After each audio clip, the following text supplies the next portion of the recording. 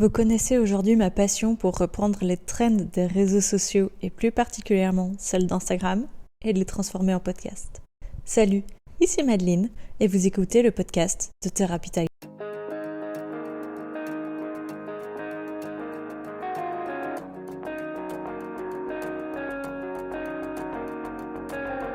Ah, il s'en est passé des choses sur Instagram cette année et pas des moindres. Déjà, une ascension folle, des programmes incroyables, vraiment. Moi, j'ai pas beaucoup publié, j'ai été très peu active, mais j'ai suivi de très près tout ce qui s'y passait. Et j'ai repéré en cette fin d'année, vous me connaissez, une petite trend qui s'est dit dans ma tête, si on le transformait en podcast. Alors, bienvenue dans Il ne s'est rien passé en 2025, mais aujourd'hui, on va retracer mon année 2025.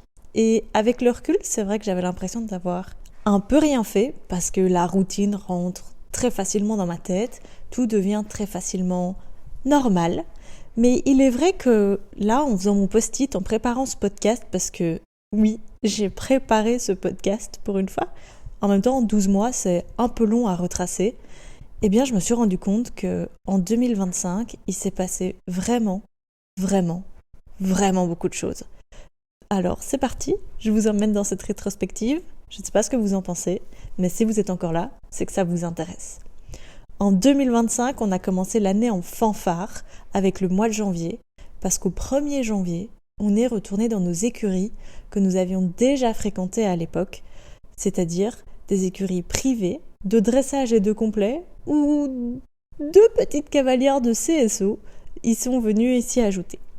Alors, l'année 2025 a commencé avec ce changement d'écurie, mais aussi une moins bonne nouvelle, parce que janvier, c'est-à-dire le lendemain ou le surlendemain de notre arrivée, Lucifer a redéclaré sa boiterie. Si vous n'aviez pas suivi, Lucifer a déclaré une boiterie légère, non diagnostiquée au mois de juillet 2024, et ça a duré pendant 9 mois, avec des vétérinaires qui nous ont suivis, avec des diagnostics différents. Et puis un jour, j'en ai eu marre, soit en janvier, j'ai rappelé la vétérinaire qui était le plus proche du diagnostic plausible et je lui ai dit, écoute, maintenant c'est simple, on fait des radios et on trouve ce qu'a mon cheval. Parce que vous allez me dire, oui, mais t'es pas dans l'optique de vendre tes chevaux.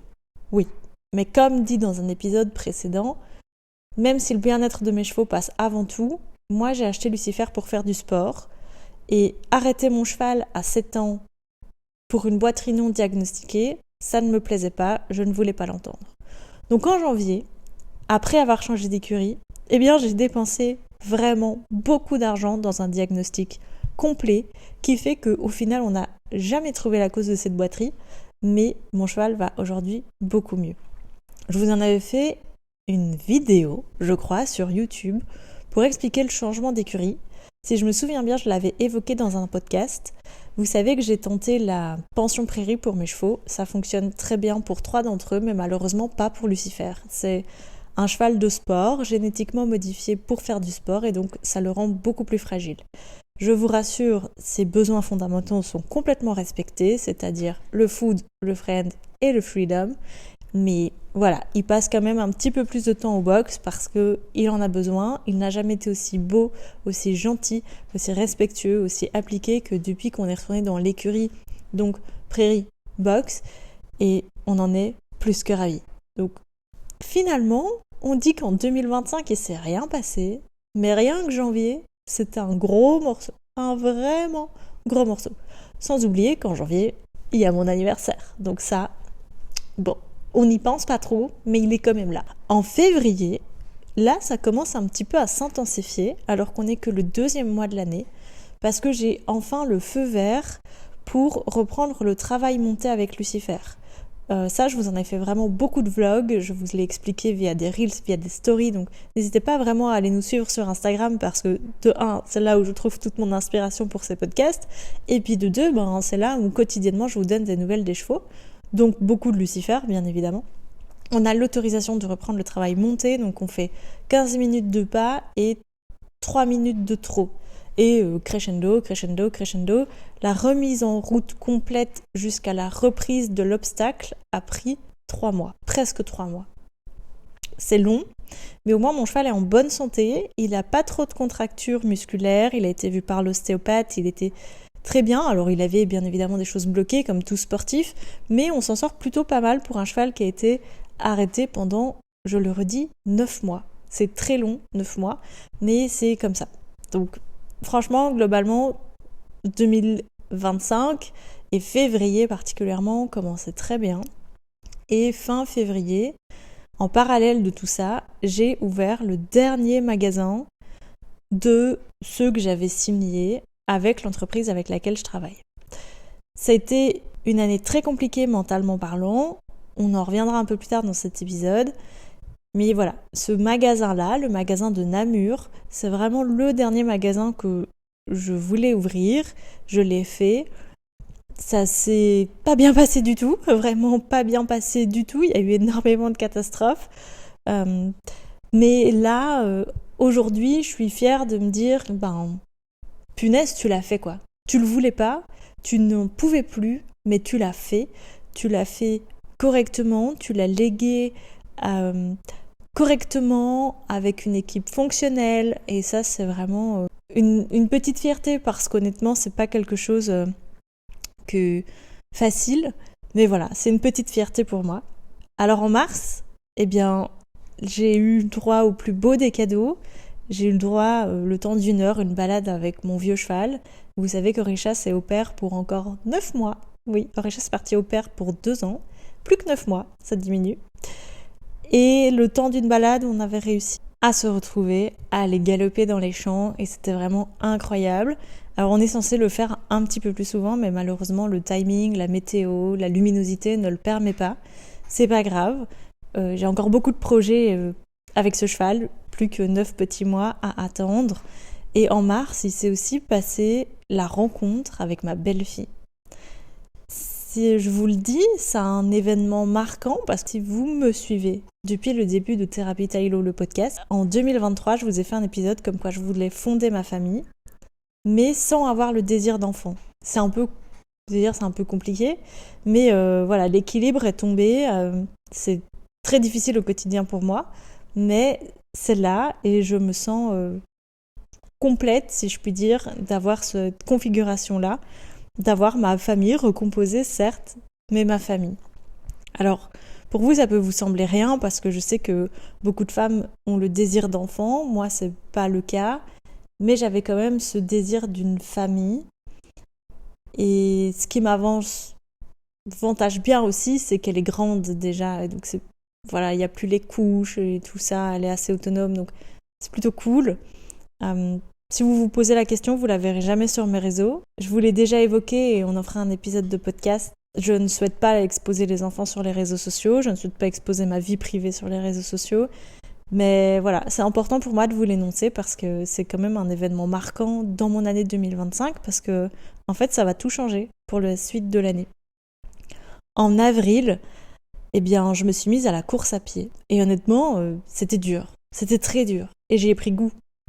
Alors je comprends les gens qui disent « Ouais, moi j'aime pas », et puis finalement... Il faut beaucoup de discipline, que j'ai perdu au fur et à mesure des mois, mais il faut beaucoup de discipline, il faut beaucoup de mental, et c'est franchement un sport qui me détend.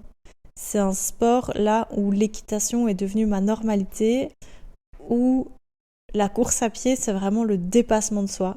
Et donc là, je suis un petit peu en procrastination depuis quelques semaines, mais en avril, j'ai vu un flyers qui proposait un jogging de 5 ou 10 km pour le bien-être animal. Et vous savez particulièrement comme cette cause me touche, vraiment la cause animale. Voilà, je pense qu'il n'y a pas de cause qui me touche plus que celle-ci. Il y aura d'ailleurs un épisode en collaboration sur le bien-être équin, mais on en reparlera un petit peu plus tard. Je vous annoncerai tout sur Instagram en temps voulu, tout est en préparation. Bref, je brainstorm avec moi-même. L'épisode sortira au courant du mois de mars, comme ça vous êtes au courant. Mais en avril, je me suis mise à la course à pied pour la bonne cause, soit le bien-être animal. Et en 3 semaines, je suis passée de 0 km à 5 km. Je vous conseille pas du tout de le faire. Je vous conseille pas du tout de le faire comme moi je l'ai fait. J'ai été suivie, je suis suivie de très proche. Je fais du sport déjà depuis des années, donc je suis pas non sportive. Ça a aidé, mais honnêtement, il y a vraiment... Ne le faites pas. Ne le faites pas, juste en 3 semaines, il faut être complètement taré. Ça demande une rigueur folle. J'ai envie de m'y remettre. Je vais m'y remettre en 2026. Ça fait partie de ma to-do un petit peu. Je n'ai pas vraiment d'objectif, mais de la to-do, c'est d'être un peu plus régulière sur la course à pied. Ça m'a fait beaucoup de bien dans mon équitation aussi, de me mettre à la course à pied. Donc honnêtement, j'ai envie de m'y remettre. Mais ouais...